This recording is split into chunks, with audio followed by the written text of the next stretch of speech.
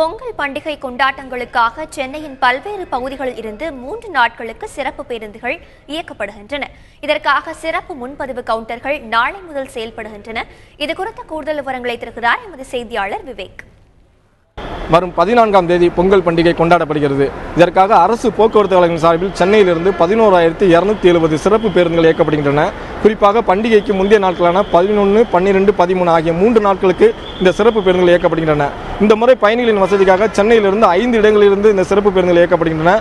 குறிப்பாக கிழக்கு கடற்கரை சாலை வழியாக சிதம்பரம் கடலூர் செல்லும் பேருந்து அனைத்தும், அடையாறு காந்தி நகர் பேருந்து நிலையத்திலிருந்தும், விக்கிரவாண்டி வழியாக தஞ்சை கும்பகோணம் மார்க்கமாக செல்லும் பேருந்து அனைத்தும் தாம்பரம் சானட்டோரியம் பஸ் நிலையத்திலிருந்தும் இயக்கப்படுகின்றன.